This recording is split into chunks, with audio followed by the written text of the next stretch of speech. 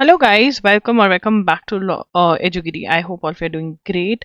चलिए स्टार्ट करते हैं 13 फरवरी का एनालिसिस। एंड ऑल्सो बहुत सारे बच्चों का 12 फेब का क्वेश्चन होगा कि एनालिसिस क्यों नहीं आया। मंडे को छुट्टी होती है एंड जो मंडे का एनालिसिस होता है मैं ओवर द वीक खत्म करवा देती हूँ, तो उसकी टेंशन मत लीजिए, आपके मंडे की न्यूज़ भी कवर हो जाएगी। मोस्टली तो आज ही खत्म हो जाएगी, बहुत ही छोटा सा न्यूज़पेपर था मंडे का। बहुत सारी न्यूज़ तो 13 को ही रिपीट हो रही थी। तो इससे क्या होगा, मंडे को मुझे ऑफ मिल जाएगा तो I will be all fresh because sorry 7 days a week class लेते लेते मैं भी थक जाती हूँ। 3 साल हो गए हैं, ठीक है, off taking the class. I know there are lot of people who might be taking from last 10-20 years, but मेरी यही थी कि अगर मैं बीच में एक ब्रेक ले लूँगी तो मेरे लिए बहुत ईजी रहेगा और मुझे बहुत अच्छा लगता है जब मैं अपनी फैमिली के साथ टाइम स्पेंड कर सकती हूँ। कुछ काम होते हैं वो कर लेती हूँ मैं, नहीं तो मैं मंडे को चाहे जितना मर्जी ऑफ ले लूँ, एक क्लास लेने के लिए मुझे बैठना ही पड़ता था। और तो मन सा नहीं करता था, मतलब वो ना, मतलब बुझे हुए मन से क्लास लेने वाली बात हो जाती थी। तो इसलिए ये वाला सिस्टम है और इसमें आप छुट्टी मत लीजिए बिकॉज देखिए, मैं तो अपनी ज़िंदगी में यही काम करूँगी, ठीक है ना। मैं बुढ़ी भी हो जाऊँगी, मरने मरते दम तक मैं ये काम ही करूँगी, क्योंकि मुझे करना पसंद है। बट आप लोग जो है, आप यहाँ पे 2 या 3 साल के लिए अपनी न्यूज़पेपर एनालिसिस कर रहे हैं, तो मंडे को आप रिविजन डे रखा करिए। बहुत सारे बच्चों का ये होता है ना कि हम रिवाइज कैसे करें, तो आप रिवाइज करा करिए, ठीक है ना। जो एमसीक्यूज हैं उनके टेस्ट दिया करिए loggery.in पर। एंड उससे आपकी प्रैक्टिस हो जाएगी, मतलब आप पूरे के पूरे 7 डेज की रिविजन कर सकते हैं, ट्राई कर सकते हैं कि आप उनको रिवाइज कर सकें। ठीक है, चलिए स्टार्ट करते हैं 13 फेब का एनालिसिस। एंड जो नए बच्चे हैं, 6 PM पे हमारा यहाँ पर मंडे टू सैटरडे, सॉरी अब ट्यूसडे टू संडे जो होता है, मंडे छुट्टी होती है, ठीक है। बट हाँ, मंडे की न्यूज़ भी इस पीरियड में कवर हो जाती है। चलिए स्टार्ट करेंगे। यहाँ पर एक थोड़ी बैकग्राउंड स्टोरी है। तो क्या हुआ था, कतर के अंदर हमारे कुछ navy officers, farmer navy officers, farmer का मतलब क्या होता है, फॉर्मर का मतलब जो पहले नेवी ऑफिशियल्स थे और अब वो कुछ और, मतलब वो नेवी से रिटायर हो गए और वो कुछ और काम कर रहे हैं, ठीक है। तो वहाँ पे वो काम करने गए थे, फॉर्मर नेवी ऑफिसर्स कतर के अंदर काम करने गए थे एक कंपनी के साथ। और वहाँ पे वो क्या कर रहे थे, कतरी नेवी ऑफिस कतरी ऑफिशियल्स को ट्रेन कर रहे थे, ठीक है ना, कुछ ट्रेनिंग देते थे वो, ठीक है ना, कतरी ऑफिसर्स को ट्रेनिंग देते थे। तो अब यहाँ पर क्या इनके ऊपर इल्ज़ाम लगा, किनके ऊपर, ये फॉर्मर नेवी ऑफिसर्स पर, कि भाई इन्होंने जो है ना, इन्होंने एस्पियनेज किया। एस्पियनेज क्या होता है कि सीक्रेट इन्फॉर्मेशन इधर उधर करना। एस्पियनेज क्या होता है कि किसी कंट्री की सीक्रेट इन्फॉर्मेशन इधर उधर करना, ठीक है ना। तो इन्होंने कहा कि इसराइल को ना हमारी सबमरीन की इन्फॉर्मेशन भेजी है, हमारा जो चल रहा था प्रोजेक्ट, ठीक है, कुछ था मतलब सीक्रेट, वो भेजा है। तो यहाँ पे और इनको डेथ पेनल्टी दे दी कि इनको मार दिया जाए, सजा दे दो, मरने की सजा, ठीक है ना। तो अब यहाँ पे क्वेश्चन उठा कि ये लोग कहने, ये बात उठी न्यूज़ में कि सबसे पहले तो इनके पास इतना असेस ही नहीं था ऐसी इन्फॉर्मेशन को, ये तो जूनियर ऑफिशियल्स को ट्रेन कर रहे थे। क्या कर रहे थे, जूनियर ऑफिसर्स को ट्रेन कर रहे थे, ठीक है। कॉन्सेप्ट है तो मैं इधर रख देती हूँ साइड पर, ठीक है ना। तो ये तो जूनियर ऑफिसर्स को ट्रेन कर रहे थे, इनके पास तो ऐसा कुछ था ही नहीं कि ये एस्पिनेज कर सके, सीक्रेट इन्फॉर्मेशन भेज सके। और तब वो टाइम चल रहा था जब इनको, ध्यान से सुनना, तब वो टाइम चल रहा था जब इनको सजा मिली डेथ सेंटेंस की इन ऑफिसर्स को, कि इसराइल पे ने अटैक कर दिया था हमास पे, जो मुस्लिम कंट्रीज थी वो थोड़ा अगे वो थोड़ा इसराइल, थोड़ा क्या पूरा इसराइल के अगेंस्ट हो चुकी थी बहुत बहुत। और इंडिया जो है वो इसराइल की तरफ वाला माना जाता है। तो शायद तब भी इन्होंने उस टाइम पे death sentence they the, but फिर डेथ सेंटेंस खत्म कर दी गई थी। एंड अब फाइनली जो वो 8 इंडियन नेवी ऑफिसर्स हैं, वो जो कतर की कस्टडी में थे, वो Indian officials escorted 7 of the 8 former death row prisoners to New Delhi by a passenger flight during the early hours of Monday. The development was followed by the announcement of Prime Minister Narendra Modi will visit Qatar on Wednesday. ठीक है ना, तो prime minister Modi भी visit करने वाले हैं। तो यहाँ पर this is a very very important information. Farmer navy officials लिखेंगे, मैंने आपको स्टोरी भी सुना दी है। Farmer navy officials who were given who were given death sentence which was converted to imprisonment came back India. 7 of 8. ठीक है ना, 8 थे ये, 8 हैं पूरे, पर 7 वापस आ गए। डेथ, पहले तो डेथ सेंटेंस जो थी उसको कन्वर्ट किया गया इम्प्रिजनमेंट में, कि ठीक है इम्प्रिजनमेंट, जेल में रहेंगे। फॉर्मर नेवी ऑफिसर्स थे, ये कौन सी कंट्री ने किया? From Qatar. ठीक है, back to India from Qatar, Qatar से लिखना बहुत इंपॉर्टेंट है, कौन सी कंट्री में थे ये?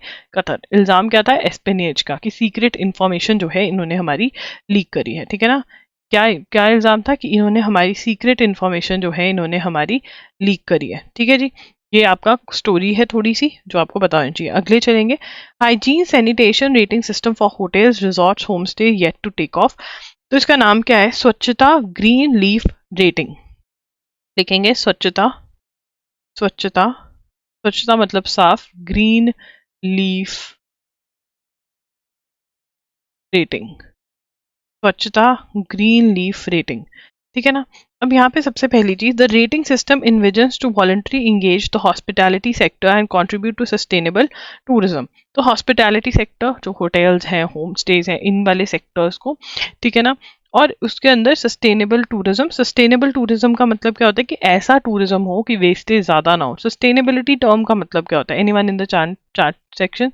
सस्टेनेबिलिटी टर्म का मतलब होता है कि भाई लोगों ऐसी डेवलपमेंट करो, ऐसे रिसोर्सेज को यूज करो, यूज रिसोर्सेज ऐसे कि आज की जनरेशन की जो डिमांड है वो तो पूरी हो, पर आने वाली जो जनरेशन है उसकी भी डिमांड्स जो है वो पूरी हो। ऐसा ना हो कि सिर्फ एक ही जनरेशन जो है, जो हमारी जनरेशन है, वो चिल मार के जाए, अर्थ में सब कुछ खत्म कर जाए और आने वालों के लिए कुछ छोड़े ना। तो सस्टेनेबल टूरिज्म का मतलब यहाँ पे ये भी है कि हम जो है टूरिज्म, जब हम कहीं घूमने जाएं तो हम उस जगह को खत्म करके ना जाएं। ठीक है ना, हम उस जगह, मतलब टूरिज्म की वजह से वो स्पेस ही ना खत्म हो जाए, वो ब्यूटी ना खत्म हो जाए उसकी। ठीक है, तो यहाँ पर launched in November last year by the union tourism ministry. ठीक है ना, तो ये किसका इनिशिएटिव है? Launched by union by union tourism ministry. ठीक है ना, तो यहाँ पे ये क्या है? गवर्नमेंट इनिशिएटिव रेटिंग सिस्टम है, मतलब रेटिंग दी जाएगी कि 5 स्टार रेटिंग है, कुछ ऐसा होगा। ये क्या है? It is a rating system for the hospitability, for the hospitability, for the hospitability sector aimed at aimed at ensuring aimed at ensuring world class hygiene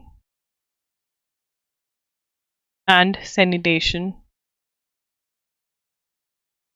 at hotels, resorts, homestays। ठीक है, अब यहाँ पर the ranking scheme Swachhata green leaf was launch in November. ठीक है, in collaboration with department of drinking water and sanitation. अब यहाँ पर ना हमें ऐड करना पड़ेगा ये वाला पॉइंट, यहाँ पे मैं ऐड कर रही हूँ, इन collaboration with department of drinking water and sanitation.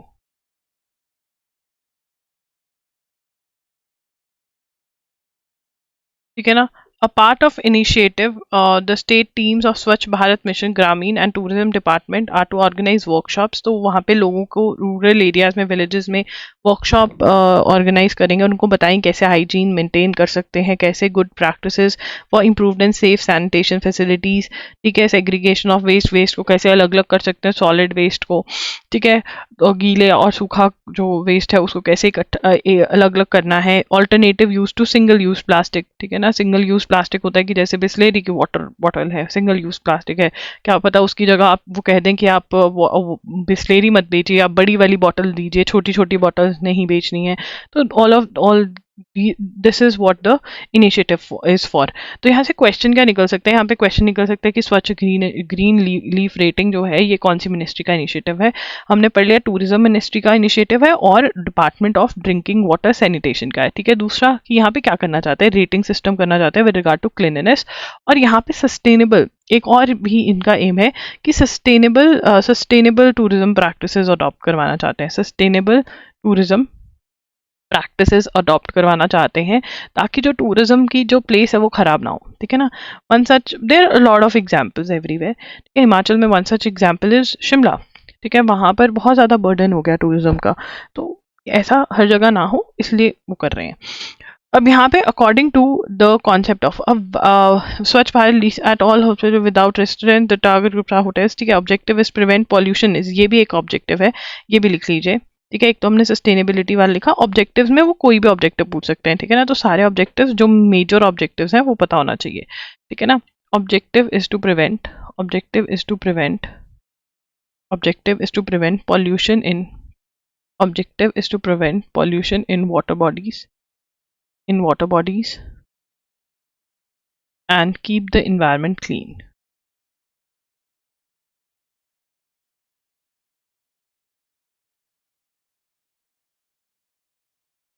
ठीक है जी।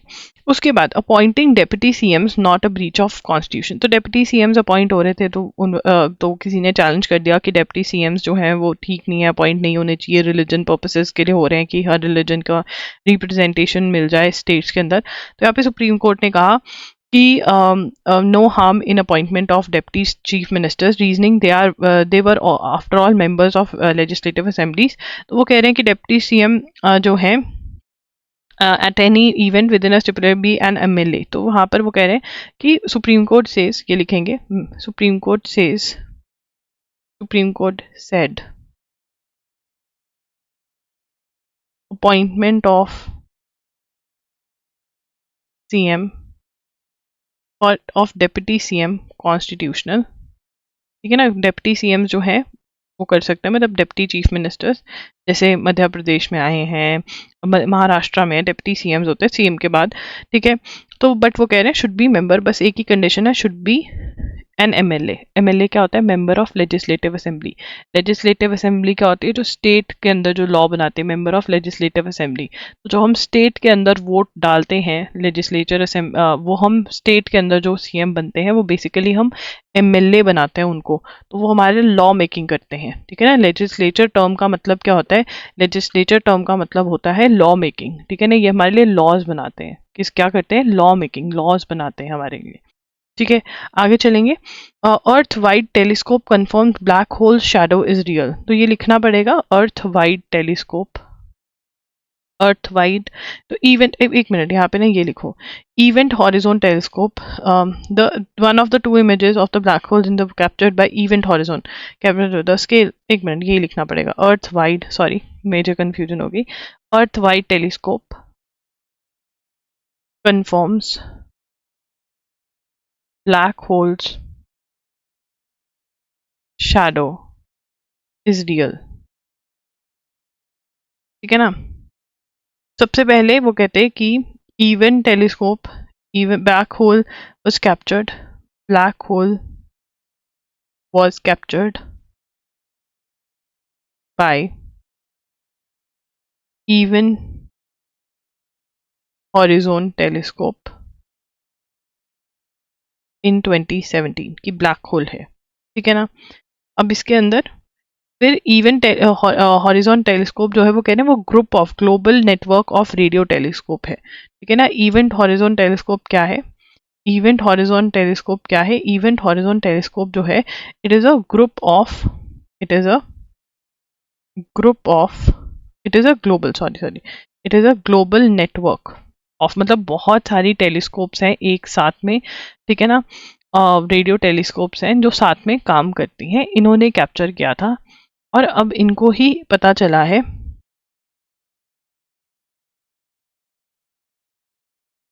The network has confirmed what it observed and shared evidence of movement in black hole's neighborhood. तो उन्होंने कहा है कि मूवमेंट हो रही है, confirms black hole shadow real, movement हो रही है ब्लैक होल में, ऐसा कुछ पता चला है। तो इसकी डिटेल्स जो है बहुत थोड़े टाइम में आ जाएंगी, फिर हम और पढ़ेंगे, बट हाँ ये पता चलता है कि ब्लैक होल शैडो जो है वो रियल है और मूवमेंट भी कन्फर्म करी है। द नेटवर्क हैज़ कन्फर्म्ड, ये लिख लेंगे, the network has confirmed, the network has confirmed what it observed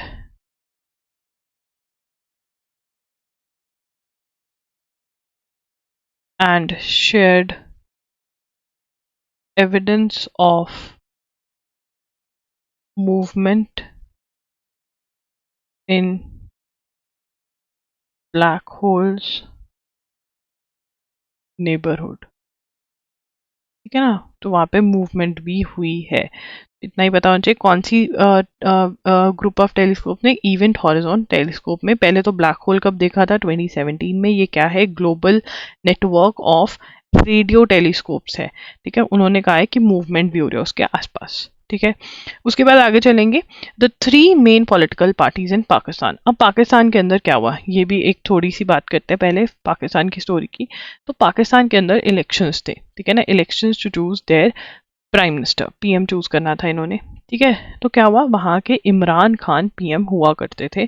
तो वहाँ पर मैंने आपको पहले भी ये बात डिस्कस हुई है हमारी, कि पाकिस्तान के अंदर जो आर्मी है, आर्मी की जिसके पास जिस पार्टी के साथ बनती है, जिस लीडर के साथ बनती है, आर्मी उसी को प्राइम मिनिस्टर बनने देती है, उसी को लीडर बनने देती है। तो आर्मी का बहुत होल्ड है वहाँ पे। तो इमरान खान की एक टाइम पे आर्मी के साथ बहुत अच्छी बनती थी, फिर नहीं बनती थी, फिर नहीं बननी स्टार्ट हो गई, तो फिर इमरान खान को जेल में डाल दिया गया, ठीक है। उनके ऊपर करप्शन के चार्जेस लगा दिए गए और इमरान खान को इवेंचुअली जेल में डाल दिया गया, ठीक है। अब इमरान खान जो थे, उनकी पार्टी के जो कैंडिडेट थे वो इंडिपेंडेंट लड़े, मतलब बिना किसी पॉलिटिकल पार्टी के साथ के खुद ब खुद लड़े, और उन्होंने बहुत सारी सीट्स जो हैं वो जीती, ठीक है। जो उनकी पार्टी है इमरान खान की, वो है तहरीक इंसाफ, और उन्होंने 101 सीट्स जो हैं वो जीती। हाईएस्ट नंबर ऑफ सीट्स जो हैं उन्होंने ही जीती। उसके बाद नवाज शरीफ की जो पार्टी है पाकिस्तान मुस्लिम लीग, उन्होंने 75 सीट्स जीती। तो टेक्निकली देखो, जो ज़्यादा सीट्स जीतता है उसके साथ अगर पार्टीज मिल जाएं तो गवर्नमेंट बन जाती है, ठीक है ना। बट 75 वाले को बोला गया क्योंकि नवाज शरीफ के साथ आर्मी खड़ी है, तो उनको बोला गया कि आप ना दूसरी पार्टीज के साथ मिल करके गवर्नमेंट बना लीजिए। तो पाकिस्तान पीपल्स पार्टी बिलावल जरदारी भुट्टो की 54 सीट जीती कराची बेस्ड, ये इन्होंने 17 जीती, और दूसरी पार्टीज ने 12 सीट जीती। तो आर्मी ने कहा कि आप जो है गवर्नमेंट बनाइए। किसको बोला, नवाज शरीफ को बोला कि आप इन पार्टी से बात करिए और गवर्नमेंट बनाइए, ठीक है ना। ये क्यों हो रहा है, क्योंकि इमरान खान के साथ किसकी नहीं बनती, आर्मी की नहीं बनती। तो पाकिस्तान इलेक्शंस में हम लिख लेते हैं ये सारा।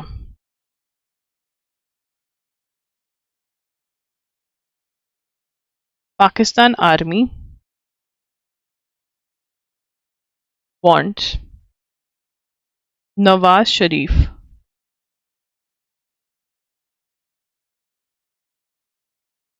पाकिस्तान मुस्लिम league Nawaz with 75 seats to form government instead of Imran Khan's Pakistan Tehreek Insaf who won 101 seats, ठीक है ना। क्यों, वो हमने पढ़ लिया कि क्यों, वी हैव रेड वाई, ठीक है ना। ये तो हमने पढ़ लिया क्यों, क्योंकि आर्मी चाहती है कि नवाज शरीफ बनाए, तो इसलिए अब वो कोलिएशन में बनाएंगे इन सारी पार्टीज के साथ, ठीक है। उसके बाद यहाँ पर एक मिनट में हमने इसका, हाँ, पाकिस्तान इन टर्मोइल। उसके बाद एडिटोरियल आया, पाकिस्तान से इलेक्शन हुए, ठीक है। वहां पर इन्होंने यही एडिटोरियल में बताया कि आर्मी जो है जो चाहती है वो ही वहां पर होता है हमेशा। तो army chief general Asim Munir जो है वो शरीफ को जो है वो चाहते हैं कि नवाज शरीफ जो है वो पार्टी बनाए, इवन दो उन्होंने कम वोट्स जीते हैं, उन्होंने 75 वोट जीते हैं, बट वो चाहते हैं वही हो, और कोलिएशन वहां पर आ भी जाएगी। मतलब अभी टॉक्स चल रही है, वो दिखने में तो ऐसे है कि बातचीत बातचीत हो रही है, पर कंफर्मेशन भी कल तक हमें मिल जाएगी, ठीक है ना। तो ये है, आपको याद रखना है कि इनकी पार्टी ये है और इनकी पार्टी ये है, ठीक है।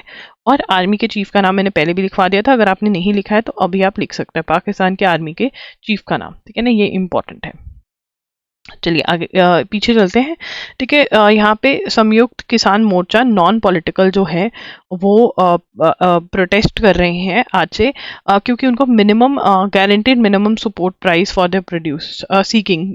मिनिमम सपोर्ट प्राइस क्या होता है कि अगर आपने राइस उगाए हैं तो गवर्नमेंट कहते हैं कि हम इतने में राइस लेंगे ही लेंगे, अगर आपने वीट उगाई है तो हम इतने में लेंगे ही लेंगे, that is minimum support price, ठीक है। तो यहाँ पर हमें दो चीजें ही पता होनी चाहिए इसके अंदर। एक तो हमें पता होना चाहिए कौन प्रोटेस्ट कर रहा है, संयुक्त संयुक्त किसान मोर्चा नॉन पॉलिटिकल, ठीक है ना, SKMNP। और क्यों प्रोटेस्ट कर रहे हैं? Demanding MSP, demanding MSP, that is minimum support price, that is minimum, that is minimum support price. वो क्या होता है वो मैंने आपको बता दिया कि गवर्नमेंट जो है वो उतने में तो खरीदेगी खरीदी, गवर्नमेंट को उतने में खरीदना ही पड़ेगा, मिनिमम इतने में तो खरीदना ही पड़ेगा। मतलब मान लो तुम एक टॉय बना रहे हो, गवर्नमेंट कहते हैं कि अच्छा मिनिमम सपोर्ट प्राइस, हम इसको, गवर्नमेंट तो ₹100 में खरीदेगी खरीदेगी इसको, ठीक है ना। तो वो होता है मिनिमम सपोर्ट प्राइस, इसमें राइस व्हीट का होता है। उसके बाद the Uttarakhand police arrested 25 more people on Sunday were एलिज्ड in violence that left 5 dead and many injured in Haldwani. तो हल्द्वानी में वायलेंस हुआ, क्यों? After madrasa and masjid were demolish during an anti encroachment drive. Now what is encroachment? जब आप किसी की जमीन पे आके बैठ जाते हो, और यहाँ पे जब आप गवर्नमेंट ही लैंड पे इलीगली अपना कब्जा जमा लेते हो, ठीक है ना, विदाउट परमिशन गवर्नमेंट की लैंड हड़प लेते हो। तो यहाँ पे उत्तराखंड, इन उत्तराखंड, इन उत्तराखंड, इन Uttarakhand, Haldwani, violence took place after a madrasa and masjid were demolished। क्या ना, मदरसा और मस्जिद जो थे वो डिमोलिश करे गए, demolished during an anti encroachment drive. Anti encroachment, आप किसी की जमीन पर आकर के कब्जा कर रहे हो तो इंक्रोचमेंट कहते हैं उसको। एंटी इंक्रोचमेंट मतलब इंक्रोचमेंट है तभी रिमूवल हो रहा है, ठीक है ना। तो कहाँ पे वायलेंस हुआ? हल्द्वानी में। हल्द्वानी कहाँ पे? उत्तराखंड में। चलिए ये हमने पढ़ लिया है। उसके बाद अब यहाँ पर इंडिया ने एक इनिशिएटिव स्टार्ट किया, global alliance for global good, gender equity and equality, ठीक है ना। अब यहाँ पे इसको दोबारा से एक बार रीडिंग मारते हैं। Global alliance for global good, एक ऐसा ग्रुप जो सबका पूरे दुनिया में अच्छा करेगा, हर जगह का। जेंडर इक्विटी एंड इक्वालिटी, है ना। जेंडर जो है, वुमेन मैन जो भी है, इनके बीच में इक्वालिटी होनी चाहिए, इक्विटी होनी चाहिए, ठीक है ना।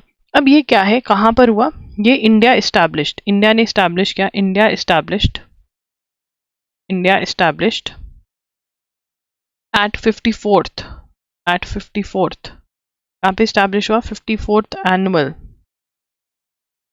World, at 54th annual world economic forum in Davos, ठीक है ना। तो वर्ल्ड इकोनॉमिक फोरम के अंदर ये इंडिया ने इस्टेब्लिश किया। व्हाट इज मोर इम्पोर्टेंट कि इंडिया ने इस्टेब्लिश किया, है ना, ये इंपॉर्टेंट है। वर्ल्ड इकोनॉमिक फोरम जो डवॉस में होती है, ठीक है। यहाँ पर गेमिंग फुल सपोर्ट, अभी इसमें अंदर क्या है? For WEF for promoting, um क्या है? प्रमोटिंग, और प्रमोटिंग, और promoting women's empowerment, women's empowerment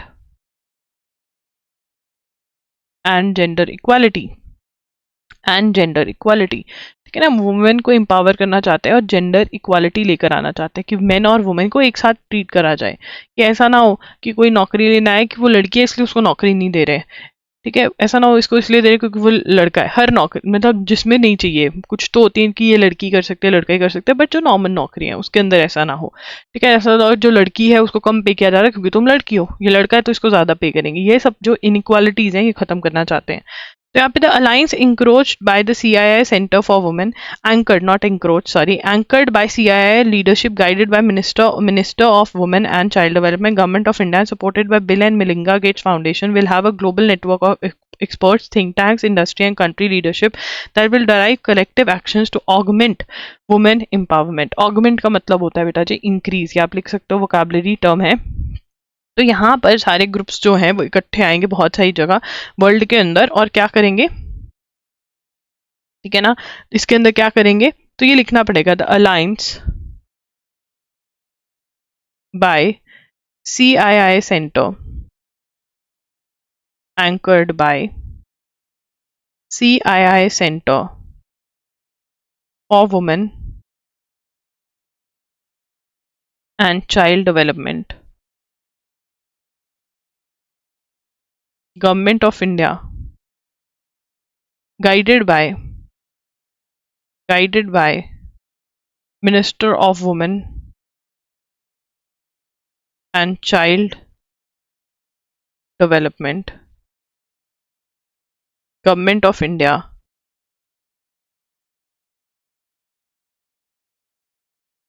and supported by Bill and Melinda Gates Foundation. तो यहाँ पे ये सारे नाम ही इंपॉर्टेंट है. देखिए इसको कौन सपोर्ट कर रहा है, कौन गाइड कर रहा है, कौन एंकर कर रहा है, ये सारी ही चीजें हमें पता होनी चाहिए क्योंकि इंडिया जो है इसका मेन पार्ट प्ले कर रहा है. ठीक है ना. अब इसमें क्या कर रहे हैं, तो इसके अंदर क्या करेंगे, ड्राइव कलेक्टिव एक्शंस. ठीक है ना. Different organisations would drive collective action to increase women empowerment. मतलब यहाँ पर हमें ये तो पता चल गया इसका पर्पस क्या है कि वुमेन एम्पावरमेंट जो है वो बढ़ानी है. हमें पर्पस तो पता चल गया ना कि वुमेन एम्पावरमेंट जो है बेटा जी, जो वुमेन एम्पावरमेंट है वो बढ़ानी है. ये तो पता चल गया. कहाँ पे लॉन्च किया गया इंपॉर्टेंट है, किसने लॉन्च किया गया इंपॉर्टेंट है, दिस इज इंपॉर्टेंट. चलिए आगे चलेंगे. एयरबस डिफेंस स्पेस जो है, देखिए ये हमने पहले भी बहुत बार बात करी है कि C295 जो ट्रांसपोर्ट एयरक्राफ्ट हैं, ठीक है ना, जो ट्रांसपोर्ट एयरक्राफ्ट हैं वो कौन मिल करके बना रहे हैं. एयरक्राफ्ट जो है वो एयरबस और जो टाटा है वो इंडिया में मिल करके बना रहे हैं. ठीक है ना. और उसको जो अप्रूवल्स वगैरह है वो मिल गए हैं. बट आपको पता होना चाहिए कि कौन कौन मिलकर बना रहा है. एयरबस और जो टाटा है, Tata advanced limited systems limited. ठीक है ना. तो यहाँ पे आप लिख सकते हैं पूरा टाटा एडवांस्ड सिस्टम्स लिमिटेड. है ना. और एयरबस डिफेंस एंड स्पेस जो है वो बिल्कुल बिल्कुल मिल करके यहाँ पर अपना जो C295 एयर ट्रांसपोर्ट एयरक्राफ्ट है उसको असेंबली करें, प्रोड्यूस डिटेल्ड पार्ट्स और असेंबली करें. असेंबली लाइन वडोदरा में इन्होंने लगाई है, वडोदरा गुजरात के अंदर. है ना. ये पहले भी बहुत बार बात हो चुकी है, अगर पहली बार सुन रहे हो तो प्लीज ये लिख लेना. और एयरबस का फुल जो है कंपनी का नाम वो भी लिख लेना. उसके बाद आगे चलेंगे. यहाँ पर अब 2024, यहाँ नोट मत करना, बस ये तुम्हारी नॉलेज के लिए. 2024 के अंदर बहुत सारी जगह पे लीडर चूज करने के लिए उनके इलेक्शंस होने वाले हैं. ये बहुत जगह पे तो हो भी गए, जैसे कि पाकिस्तान, बांग्लादेश, यहाँ पर इलेक्शंस हो गए. ठीक है. USA में इलेक्शंस होने हैं, इंडिया के अंदर इलेक्शंस होने हैं, पाकिस्तान, इंडोनेशिया में होने हैं, रशिया में होने हैं, साउथ अफ्रीका. ठीक है. बहुत सारी कंट्रीज के अंदर जो है इलेक्शंस होने वाले हैं. तो ये वही बात करें, बहुत जगह पे 2024 में इलेक्शंस होने वाले हैं वर्ल्ड में. अब देखिए नॉर्दर्न आयरलैंड और आयरलैंड की हमने बात करी थी. अगर आपने वो वाला सेशन नहीं देखा है तो मैं आपसे रिक्वेस्ट करूंगी कि प्लीज़ देख लीजिए. ये थोड़ा कॉन्सेप्ट लंबा है, तो अगर वहाँ से देख लेंगे तो सही रहेगा. बार बार रिपीट करूंगी तो बस फिर बहुत लंबी क्लास हो जाएगी. तो नॉर्दर्न आयरलैंड के अंदर कुछ लोग रिपब्लिक ऑफ आयरलैंड का पार्ट बनना चाहते हैं और कुछ लोग जो हैं वो यूके का ही पार्ट रहना चाहते हैं. और नॉर्दर्न आयरलैंड इस टाइम पे यूके का पार्ट है. अगर उसको रिपब्लिक ऑफ आयरलैंड का पार्ट बनना है तो वहां पर एक रेफरेंडम होगा. ठीक है ना. और ये रेफरेंडम की बात कहाँ पर हो रखी है, ये रेफरेंडम की बात जो है उनके गुड फ्राइडे अग्रीमेंट में हो रखी है. गुड फ्राइडे अग्रीमेंट कब हुआ था, रेफरेंडम की जो बात है वो कहाँ पर हो रखी है, गुड फ्राइडे अग्रीमेंट में हो रखी है. ठीक है ना. रेफरेंडम क्या होता है, referendum is asking the people of the country what they want, asking the people of a country, of a place भी कर सकते हैं, अबाउट व्हाट दे वांट. ठीक है ना. उनको बता देते हैं कि अच्छा ये ऑप्शंस है, आप बताओ कौन सी ऑप्शन सही है. तो यहाँ पे लोगों से पूछा जाएगा कि आप रिपब्लिक ऑफ आयरलैंड का पार्ट रहना चाहते हो या यूके का. ठीक है ना. अब ये जो रेफरेंडम है ये इसकी बात कहाँ पर हो रखी है, इस रेफरेंडम की बात हो रखी है गुड फ्राइडे अग्रीमेंट में. कहाँ पर हो रखी है, गुड फ्राइडे अग्रीमेंट में. अब ठीक है जी, ये गुड फ्राइडे अग्रीमेंट कब हुआ था, ये गुड फ्राइडे अग्रीमेंट हुआ था 1998 के अंदर. गुड फ्राइडे अग्रीमेंट हुआ था 1998 के अंदर. और गुड फ्राइडे अग्रीमेंट कहता है कि अगर रेफरेंडम कंडक्ट करवाना है तो किसकी परमिशन चाहिए, secretary mandates that the secretary of state for Northern Ireland British functionary will call for border poll on Irish unification. मतलब कौन कौन चाहिए, ठीक है ना। अगर ये परमिशन चाहिए कि हाँ हम रेफरेंडम करवा लें या नहीं, इसके लिए एक तो सेक्रेटरी ऑफ स्टेट, किसकी परमिशन लगेगी, secretary of state of Northern Ireland की, sorry for the verb, plus एक ब्रिटिश फंक्शनरी की। ठीक है ना, ब्रिटिश फंक्शनरी की परमिशन लगेगी टू कंडक्ट, ठीक है ना, to conduct to call for referendum. ठीक है ना, अगर ये बोलेंगे हाँ ठीक है तुम रेफरेंडम करवा सकते हो, लोगों से पूछ सकते हो कि भाई तुम किसका पार्ट रहना चाहते हो, तब जो रेफरेंडम है वो कंडक्ट होगा। ठीक है ना। तो यहाँ पर मैंने एक सिंपल सी स्टोरी सुनाई है तुम्हें कि नॉर्दर्न आयरलैंड जो है, जो इस टाइम यूके का पार्ट है, दैट इज ब्रिटेन का पार्ट है। ठीक है ना, वहां पर कुछ जनता ऐसी है जो किसका पार्ट बनना चाहती है, जो बनना चाहती है रिपब्लिक ऑफ आयरलैंड का नाम, ROI क्या है, रिपब्लिक ऑफ आयरलैंड का पार्ट बनना चाहती है, और कुछ चाहती है कि वो यूके का पार्ट ही रहे, दैट इज ब्रिटेन का पार्ट ही रहे। ठीक है ना। अगर ये चेंज हो सकता, ये बिल्कुल चेंज हो सकता है, क्या ये ब्रिटेन से रिपब्लिक ऑफ आयरलैंड का पार्ट बन सकते हैं, हाँ बन सकते हैं। गुड फ्राइडे अग्रीमेंट कहता है कि रेफरेंडम करवाना पड़ेगा, अगर लोग कहेंगे तो हो सकता है। और रेफरेंडम कॉल करने के लिए किसकी परमिशन लगेगी, रेफरेंडम कॉल करने के लिए बेटा जी secretary of state of Northern Ireland और ब्रिटिश फंक्शनरी की परमिशन जो है वो लगेगी। उसके बाद आगे चलेंगे, वेमर ट्रायंगल, वेमर, मैं मे बी प्रोनाउंसिएशन गलत करी हूँ, वेमर ट्रायंगल। अब ये अगेन इज वेरी इंपॉर्टेंट क्योंकि कुछ अलग सा हो रहा है। अब इसके अंदर कौन कौन सी कंट्रीज एक साथ आ रही हैं, फ्रांस, जर्मनी, एंड पोलैंड, ठीक है ना। अब ये जो है ज्वाइन किसके लिए बात कर रही है, to launch joint initiative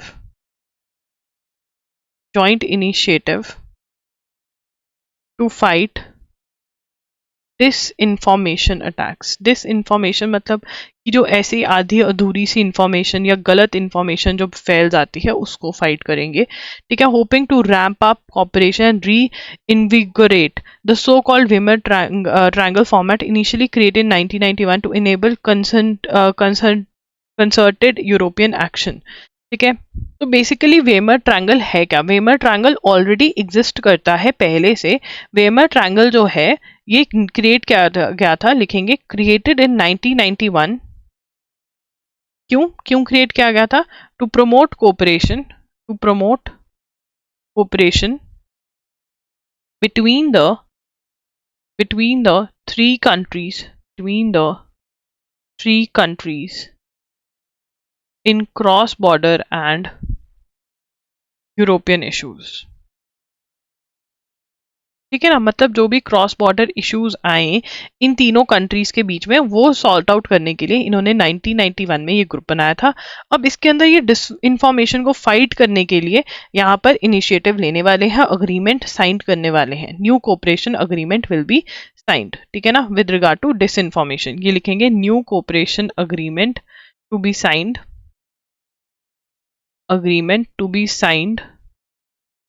with regard to disinformation।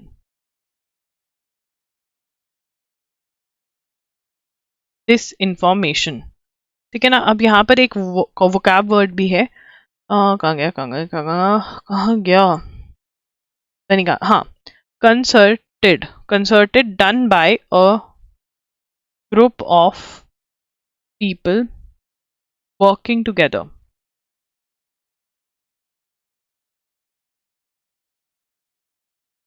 ठीक है जी, तो यहाँ पर क्या क्वेश्चन बन सकता है कि वेमर ट्रायंगल कब आया था, कौन कौन से हैं, और अभी ये न्यूज़ में क्यों आया, क्योंकि डिसइंफॉर्मेशन पे ये अग्रीमेंट साइन करना चाहते हैं। सिंपल, कोई इसमें दिक्कत वाली बात नहीं है। कंट्रीज का नाम याद करना पड़ेगा कौन कौन सी हैं वेमर ट्रायंगल में। अब गवर्नमेंट जो है मर्चेंट शिपिंग एक्ट को चेंज करना चाहती है, जो 1958 का एक्ट है उसको रिप्लेस करवाना चाहती है। ठीक है ना, अप टू डेट प्रोविजंस लेकर आना चाहती है, easier registration of ships under Indian flags by NRIs। ठीक है ना, NRIs जो नॉन रेजिडेंट इंडियंस है, ओवरसीज इंडियंस है, सिटीजन ऑफ इंडिया है, कॉर्पोरेट कंपनीज जो करवाना चाहती हैं वो ईजी रजिस्ट्रेशन करवा सके। ठीक है ना, तो यहाँ पर Indian government to rework merchant, मतलब रीवर्क मतलब चेंजेस लेकर आएंगे शिपिंग एक्ट। ठीक है ना, 1958 का एक्ट है, ये बहुत पुराना है। अप टू डेट करना चाहते हैं, और अप टू डेट के अंदर सबसे पहले क्या करना चाहते हैं, easy registration of ships under Indian flag.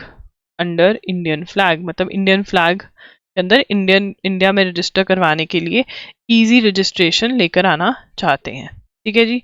उसके बाद आगे चलेंगे, following UN scope 28 climate change. अब यार देखो, यहाँ पर एक स्टोरी सुनते हैं। कोप संडे का जो सेशन मैंने डाउट सेशन लिया था, ठीक है, अगर आपको नहीं पता तो यहाँ पर डाउट सेशन होते हैं, बहुत ही रेगुलर डाउट सेशन है अब तो हमारे, ठीक है ना। संडे को अगर आपने आज का सेशन देखा, है ना, आपने रिवीजन करी, उसके बाद भी आपको डाउट है, आपको समझ नहीं आया कि यार कोई क्वेश्चन है, टॉपिक से रिलेटेड क्वेश्चन हो सकता है आपका, ठीक है, आपके करंट अफेयर्स के प्रिपरेशन से रिलेटेड हो सकता है कि मेरे से रिवीजन नहीं हो रही है, मेरे जो नोट्स हैं वो मैं कैसे रिवाइज करूं, कुछ भी ऐसा। वैसे मैंने इसके ऊपर वीडियोस करी हुई हैं, वो भी देख सकते हो आप, देखनी भी चाहिए आपको, क्योंकि मेरे को क्यों रिपीट करवा रहे हो जो मैंने ऑलरेडी बताया हुआ है। बट अगर कोई भी आपको डाउट है तो फिर आप कॉमेंट्स में ड्रॉप कर दो, चैट में नहीं, कॉमेंट्स में, ठीक है ना। और अगर टॉपिक रिलेटेड डाउट है तो डेट भी बताना है कि कब मैंने कवर करवाया, क्योंकि फिर मैं अपने नोट्स खोल के बैठूंगी उस दिन के, ठीक है ना। तो संडे के संडे मैं ये सारे स्क्रीनशॉट में उठाऊंगी और आपके डाउट क्लियर कर दूंगी, ठीक है जी। तो अगर आपको ये नहीं पता था तो ये भी एक चीज अवेलेबल है, ओनली लास्ट 7 डेज के डाउट्स ही लिए जाते हैं, मतलब ओनली लास्ट 7 डेज के टॉपिक डाउट्स जो है वही मैं कवर करवाती हूँ। वैसे जो प्रेप रिलेटेड डाउट है वो तो कोई भी हो सकता है, ठीक है ना। चलिए, अब ये बात तो हो गई, अब हम बात करेंगे कोप के बारे में, ठीक है ना। तो उसी में मैंने कोप के बारे में बात करा था, तो ये कॉन्सेप्ट है, लिख लेते हैं कोप का कॉन्सेप्ट। तो कोप जो है वो क्या होता है, कॉन्फ्रेंस ऑफ पार्टीज इसकी फुल फॉर्म होती है। क्या होती है, conference of parties. Conference of parties का मतलब क्या है, मिल बैठकर समोसे चाय वगैरह खाते हैं, बट क्यों बैठते हैं, क्यों, क्या आन पड़ी थी इनको एक साथ बैठने की, ये आन पड़ी थी, ये इसको हम बोल सकते हैं it is the annual meeting of climate change of UN member countries. United Nations की जो मेंबर कंट्रीज हैं, ठीक है ना, वो मिल बैठकर यहाँ पर क्लाइमेट चेंज के बारे में डिस्कस करते हैं कि भैया अर्थ का टेम्परेचर बढ़ रहा है, ठीक है ना। Annual meeting of climate change UN member countries मिलती हैं, क्लाइमेट चेंज के बारे में डिस्कस करते हैं कि हम क्या क्या करें कि ये रुक जाए, कि जो अर्थ का टेम्परेचर बढ़ रहा है, जो फालतू की बारिशें होती रहती हैं, ड्रॉट आ जाता है, सूखा पड़ जाता है, कहीं फ्लड आ जाता है, वो डिस्कस करने के लिए मिलती है, ठीक है ना। तो ये 28 जो हुई, जो कोप 28 जो हुई, ठीक है ना, मतलब 28th एडिशन जो हुआ वो दुबई में हुआ, और वो 2023 में हुआ, है ना। तो ऑप्शन या तो दुबई या यूनाइटेड अरब एमिरेट्स, ठीक है, ये दोनों ऑप्शंस में से you have to choose the जो भी अवेलेबल है, जैसा क्वेश्चन है उसके अकॉर्डिंग। कोप 29 जो मतलब 2024 में होने वाली है, जो इस साल होने वाली है, वो बेटा जी अजरबैजान में होने वाली है। कहाँ पर होने वाली है, अजरबैजान में होने वाली है। कहाँ पर होने वाली है, अजरबैजान में होने वाली है। ये बहुत ही इंपॉर्टेंट क्वेश्चन है, इसके ऊपर तुम जो भी स्टार वार लगाते हो बढ़िया से लगा लो, इंपॉर्टेंट है, ठीक है ना, कि कोप 29 जो है वो कहाँ पर होने वाली है, ठीक है। सलमान भाईजान है, ठीक है ना, कौन सा भाईजान, एक और था ना अजरबैजान, ठीक है ना, अजरबैजान में होने वाली है। इसको 2-3 बार बोल लो मेरे साथ, अजरबैजान अजरबैजान, कोप 28। अब यहाँ पर क्या हुआ, ठीक है ना, अब वो कह रहे हैं कि देखो भाई, दुबई जो है वहां पर क्रूड ऑयल बहुत है, दुबई के अंदर क्रूड ऑयल बहुत है। क्रूड ऑयल क्या है, क्रूड ऑयल से तो बेटा जी पेट्रोल डीजल ये सब निकलता है, ठीक है। और major reason of pollution, climate change का मेजर रीजन क्या है, पॉल्यूशन। और पॉल्यूशन का मेजर रीजन क्या है, पॉल्यूशन का मेजर रीजन यही है, पेट्रोल डीजल ही तो मेजर रीजन है। अब जो लोग अपना घर बार ही क्रूड ऑयल पे चला रहे हैं, वहां पर हुई कोप 28, ठीक है ना। जो कोप 28 होने के पहले जो दुबई में होनी थी, जो इसकी जो लोग हैं वो क्रूड ऑयल पे, मतलब उनकी जो इकोनॉमी है, जो उनके घर बार चल रहे हैं लोगों के, वो पेट्रोल डीजल पे ही मैक्सिमम चल रहे हैं। और पेट्रोल डीजल तो पॉल्यूशन का रीजन है। और क्लाइमेट चेंज की जब जब बात होगी कि इसको कैसे रोका जाए, तो यही बात होगी कि पेट्रोल डीजल बंद करना पड़ेगा। तो अब दुबई वाले क्यों मानेंगे इस बात पे, क्योंकि उनका तो घर बार ही इसके ऊपर चल रहा है, समझ रहे हो ना। तो अब यहाँ पर उन्होंने फिर बहुत ज्यादा प्रोटेस्ट भी हुई थी कि दुबई के अंदर, फिर इन्होंने प्रेसिडेंट बनते हैं कोप के जो सब कुछ देखते हैं, तो दुबई वालों ने प्रेसिडेंट किसको बनाया, दुबई वालों ने अपना प्रेसिडेंट बनाया सुल्तान अल जुबैर को। सुल्तान अल जुबैर कौन है? वहां की एक बहुत बड़ी कंपनी जो क्रूड ऑयल में डील करती है, उसके उससे रिलेटेड थे। ठीक है, तो वैसे ही अजरबैजान में अब जो प्रेसिडेंट बनाए हैं COP29 के, वो कौन बनाए हैं? Former soccer executive Mukhtar Babayev, minister of ecology and natural resources. ठीक है ना, क्यों इनको बनाया है? आपको भी क्यों इनको बनाया है? देखिए, अब इससे रिलेटेड भी बात हो सकती है कि भाई कि ये क्यों चाहेंगे, क्योंकि अजरबैजान जो है वो गैस, ठीक है ना, गैस जो है यहाँ पर बहुत बनती है बेटा, पेट वाली गैस नहीं, जो गैस होती है जो एज अ फ्यूल यूज करते हैं। ठीक है ना, द फॉर्मर सोवियत रिपब्लिक। अब यहाँ पे अजरबैजान से रिलेटेड हमें कुछ फैक्ट्स पता चल रहे हैं, तो यहाँ पर हम अजरबैजान दोबारा लिख लेते हैं कि एक तो ये फॉर्मर सोवियत रिपब्लिक थी, मतलब ये किसका पार्ट थी? एक टाइम पे ये रशिया का पार्ट हुआ करती थी। ठीक है, फॉर्मर सोवियत रिपब्लिक है। और यहाँ पर क्या है? ठीक है ना, और ये क्या कर रहे हैं? Gas production to increase by ये क्या प्लान करें? To increase gas production by 35% in 10 years. ठीक है ना, तो यहाँ पे हमें इनसे रिलेटेड 2 पॉइंट्स पता चल गए। ठीक है, अब तुमको ये गैस भी तो मेजर रीजन, पॉल्यूशन का रीजन है ये, फॉसिल फ्यूल्स वगैरह। ठीक है ना, और ये ओपेक प्लस का मेंबर है। ओपेक प्लस क्या है? ओपेक प्लस जो है ये कंट्रीज हैं जो वहाँ जहाँ पेट्रोल क्रूड ऑयल बहुत मिलता है, जिससे कि पेट्रोल डीजल बनता है, वो सारी ओपेक की मेंबर है, और ये मिलकर डिसाइड करते हैं कि कितना रेट लगाना है। ठीक है ना, ये ऐसा नहीं है कि क्योंकि अगर सारी कंट्रीज कहेंगे मेरे से ले लो मैं सस्ता देती हूँ, कहाँ ये कहते हैं कि हम तो इतने का तो देंगे ही देंगे, इससे महंगा भी दे सकते हैं। ठीक है ना, तो ये सब मिलकर रेट डिसाइड करते हैं, इनकी यूनियन है पूरी। ठीक है ना, तो अब यहाँ पर ये तो हम इसको डब्बे में डाल देते हैं कि अजरबैजान से रिलेटेड फैक्ट्स हमें पता होना चाहिए, बहुत इंपॉर्टेंट क्वेश्चन है। ठीक है, अब प्रेसिडेंटशिप की बात होती है कि जो COP28 हुई, जो दुबई में हुई, वैसे मुझे प्रेसिडेंट ऊपर ही लिख देने चाहिए थे, इसके प्रेसिडेंट है सुल्तान अल जबैर। सुल्तान अल जबैर। ठीक है ना, और जो अजरबैजान के अंदर हो रही है उनके कौन है? COP29 जो अजरबैजान में हो रही है उसके प्रेसिडेंट है, प्रेसिडेंट का नाम मुख्तार मुख्तार मुख्तार बाबायेव। ठीक है ना, बाबा और येव। ठीक है ना, ठीक है ना, मुख्तार बाबायेव ये है। और ये भी किससे? फॉर्मर सॉकर एग्जीक्यूटिव रह चुके हैं।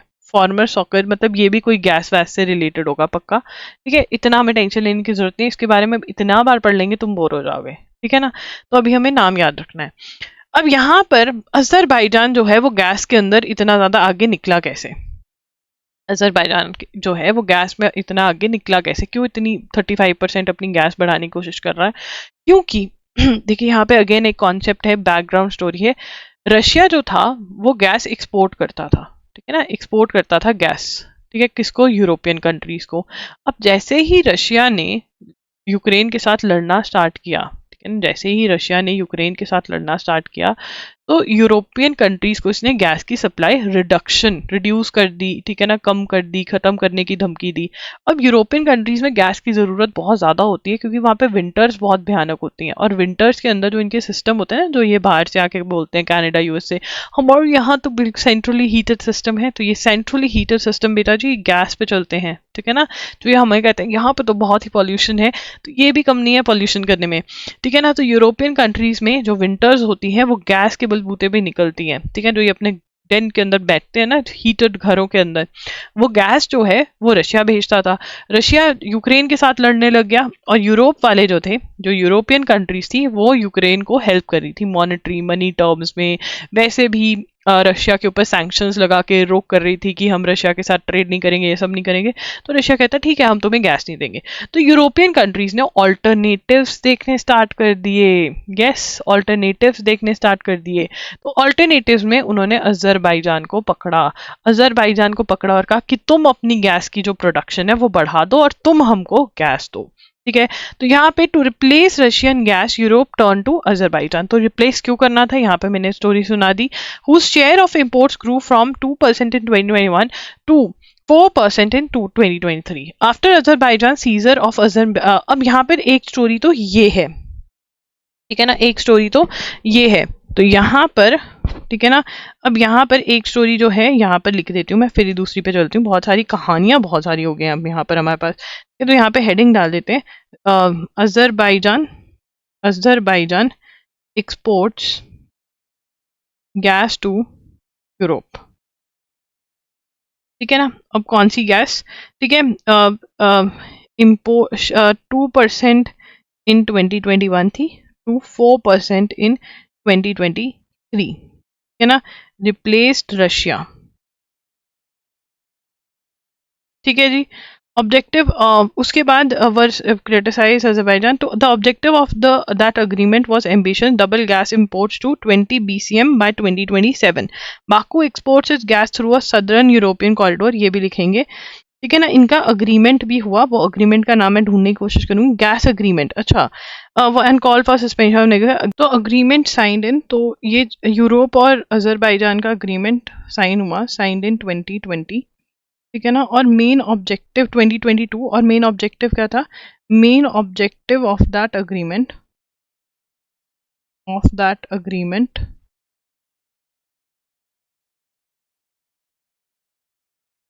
was to double gas exports to 20 BCM by 2027। यहाँ पे अजरबैजान जो है सप्लाई कैसे कर रहा है गैस, जो बाकू अजरबैजान की कैपिटल है, Azerbaijan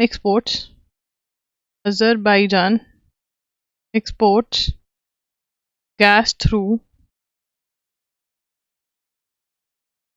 southern European gas corridor. कैसे करता है, सदर्न यूरोपियन गैस कॉरिडोर से उसको करता है। ठीक है ना। और network of pipelines that reaches Europe, network of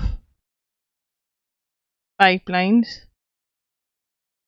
that reaches Europe via Georgia and Turkey,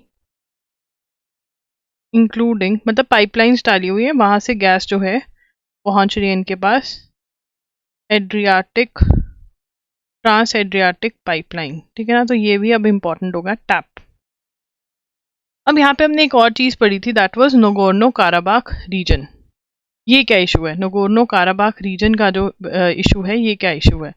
तो फिर अजरबैजान और अर्मेनिया का, है ना, अजरबैजान अजरबैजान और अर्मेनिया का इशू है।